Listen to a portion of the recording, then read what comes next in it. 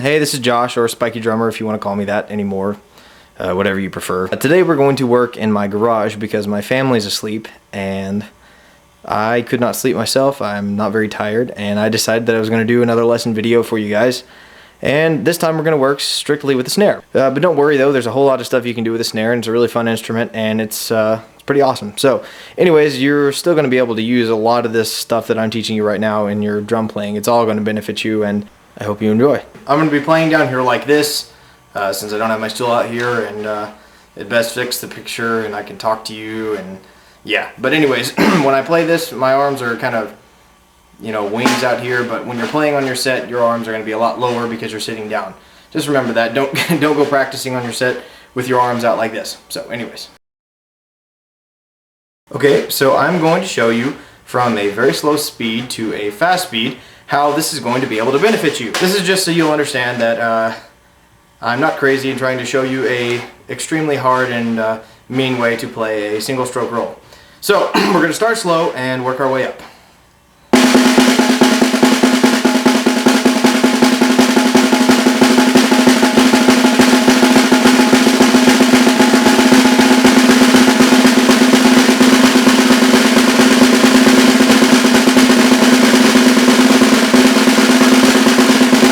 So as you can see, unless you've got some sort of like hydraulic arms, that you could not do that but by just going right, left, right, left, right, left. I'm not even gonna to try and show you that this isn't possible by trying it with my right and left, because you already know that's impossible.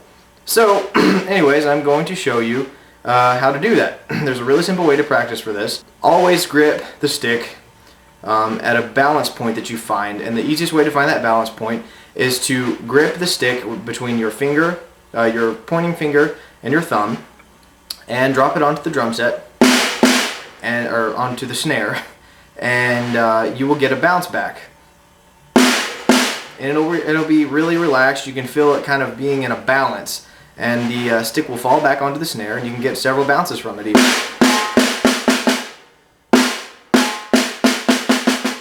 That's when you know you found the balance point on your stick.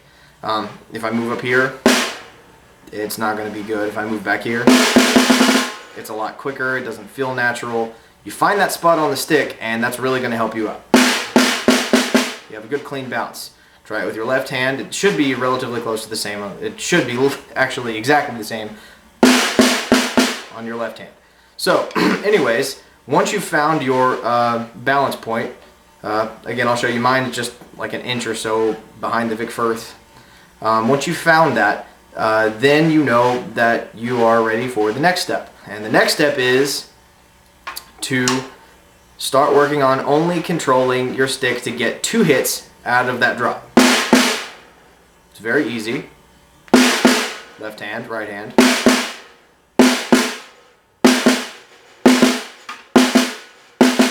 Be sure that you're able to control it, and you can only get 2. I remember when I first started playing and working with the snare, it was so frustrating because I would get, you know, 1 here, 3 here, 4 here. I'd hit the rim. It was annoying. I hated it.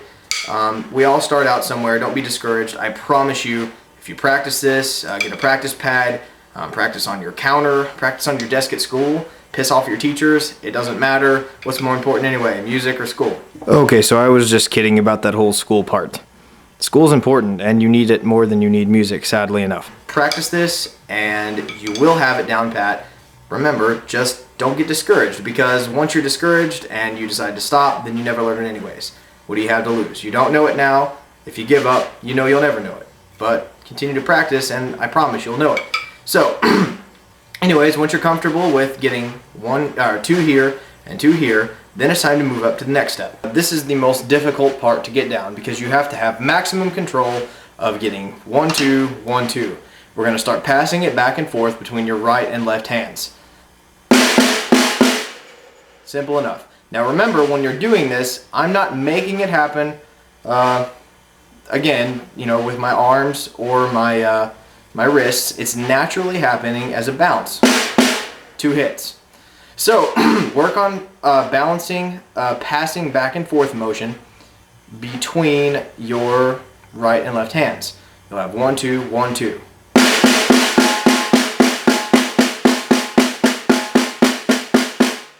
now's a really good time to break out the old metronome, because now you're starting to work on cleaning it up. You've got the technique down, and you're cleaning it up to make it pretty clean and nice and nifty and swell. Right, right, left, left, with the metronome going.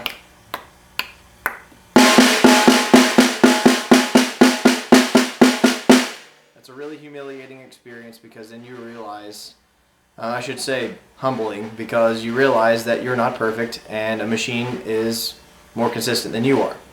Don't feel bad. We all are human and imperfect, and that is why the metronome is there, to help us make our mistakes less noticeable.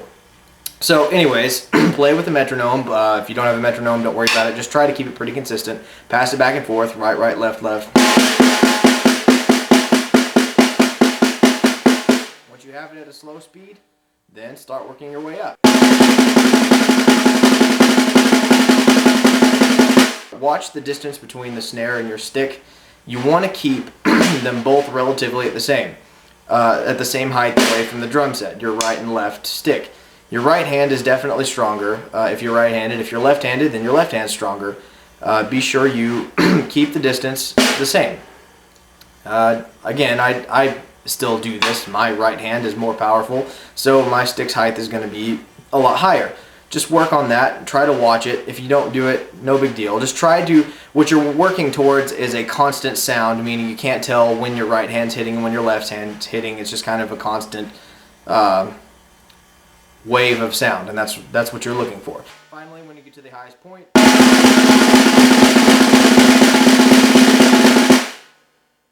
there you have it.